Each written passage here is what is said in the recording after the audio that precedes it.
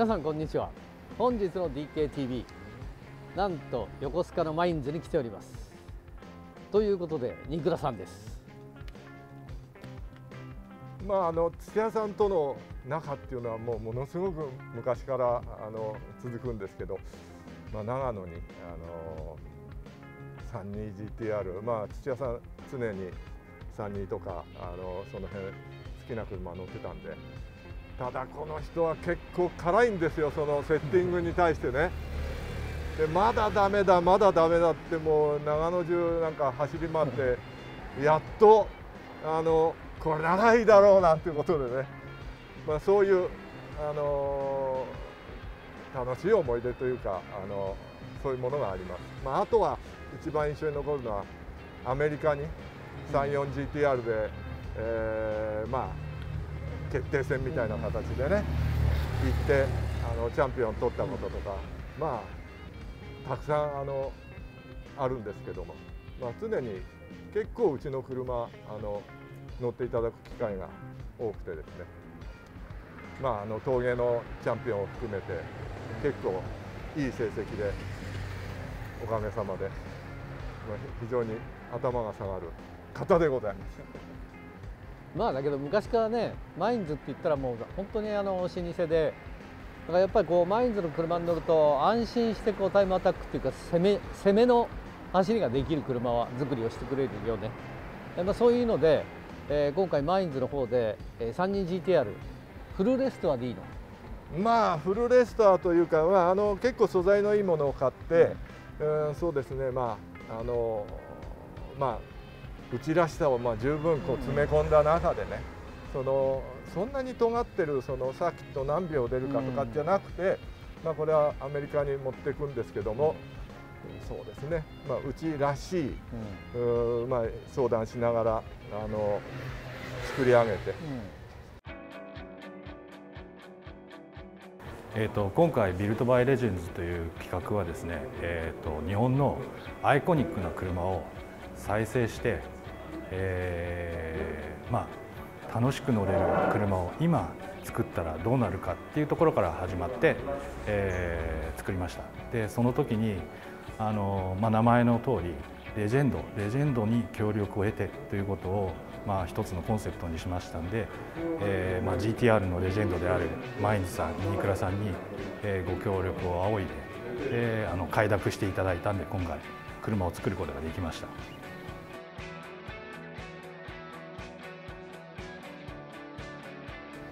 外見パッと見るともう本当にフルレストアに近い、塗装を含めて、これパールホワイトの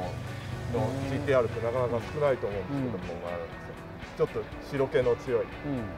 あとはシート張り替えたりとか、エンジン、そこそこ速いエンジンを作ったりとか、そういうことで仕上げてます。メインとしてはストリートを軽やかに走れるっていうような形で作り上げてます。どこでもみんなやってるよね、そうですね、GTR のレストアはね。というかもうやっぱり年数が経ってるんで、結構メンテナンスをきっちりやっていかないとやっぱり危険だし、それとやっぱりこのコロナ騒ぎで何て言うんですか、こういう車を大事にしていこうっていうことで、なんか昔の車が結構中心に値段が上がって、やっぱり乗ってる感が強いんですよね。オートマチックでもないし、ミッションですし、323334、全般的にすごく人気があって、海外からもやっぱりすごいなんていうんですか、気合が多いでしょう。気合が多いですね。うちなんかはアメリカに殴り込みに行った経緯もあるし、結構世界中結構ゲームのこともあるし、おかげさまで人気があるんで、だからアメリカのタイムアタックでものすごく知名度上がりましたよね。ものすごかったですね。あれはもう本当にな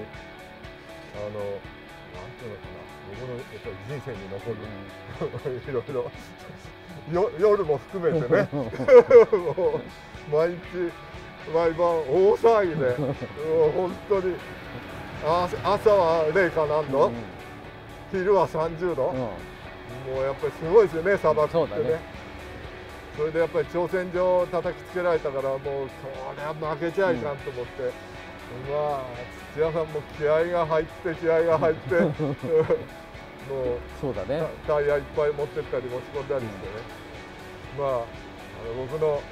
一生にも残る思い出でしたね。これはじゃあ、はい、魅力っていうと、はい、一番は何ですか？そうですね、まあトータルで要するにまあノーマルじゃない、ちょっとこう全て足回りから、マフラーから、エンジンから、まあ、内装から、全部こう新しめに作った、センスのいい、要は出来上がりと、まあ、見てもらえるんじゃないかなと。じゃあ外観がほぼノーマルに見えるんだけど、ちょっとなんかリップなんか違うんだよね。この辺カーボンなんですよ、みんな。あ、そう。え全部？本当だ。これもうちょっとおしゃれで。これおしゃれ、これおしゃれ。34のそのスクープみたいな形で。ハンドルもマインズ？そうです。これはナッパレザーと、まあ、アルカンターラなんですけども、少し小さいんですよ。ノーマルよりかね。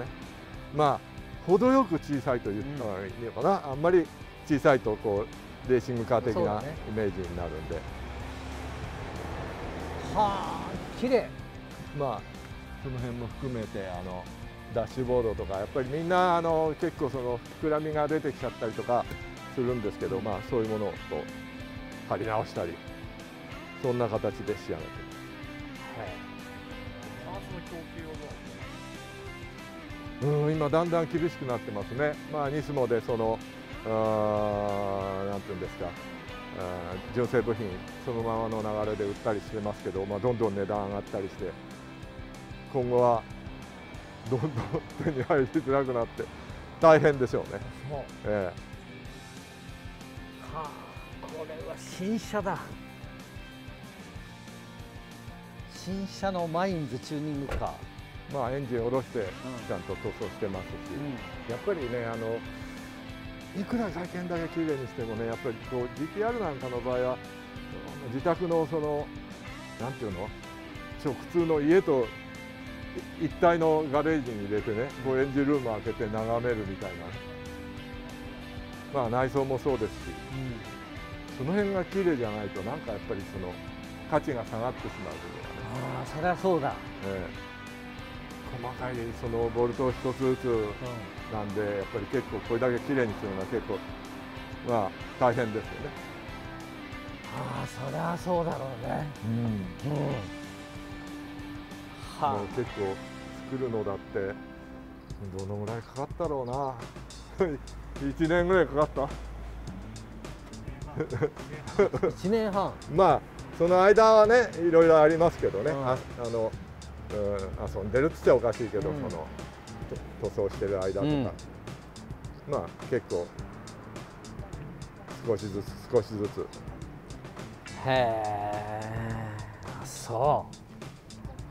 32自体がねやっぱりその本当にさっき言ったようにパッと見ノーマルに見えるんですけども、ただやっぱりここにでけえリップがついちまうとやっぱりちょっとうちらしくなくなっちゃうし、そうだね。リアにジトゥインゴがついちゃうと、いくらランホースって言ったって、なかなか難しいところがあるし、やっぱりそこはマインズはやっちゃいけないよやっぱりマインズは素をちゃんと大事にしながらチューニングしていくっていうのが昔からのさやり方だから、なんかねこう今考えると不思議なんですけど、まあ、土屋さんもそういうふうに言う感じが、あとはその一般のユーザーの人がねこうなんかもう決まっちゃってるんですよね、うちがやっていいことやって悪いことがなんかもうはっきり、だからうちが外れたことなんてはできなくなっちゃうよ、もう逆にもう、そうだ、これはもうやっちゃいけないんだな、まあ僕がやっていいとかやって悪いとかって問題じゃなくて、なんかそのブランドイメージがもうそうなってきちゃってて、そうマインズは昔から品よくね。それである程度速くなくちゃいけないって、まあ結構プレッシャーなんですけどね、それはね。へえ。これはいつ日本を離れるの？もう2、3ヶ月ですか。2、3ヶ月後にはもう向こうに出てくっていう予定みたいですよ。はい。さあ、じゃあこの4000万の 32GTR、これ乗ってもいいの？いいですよ。はい。も大丈夫？バージンですよ。バージン。それはちょっと乗ってみたいと思います。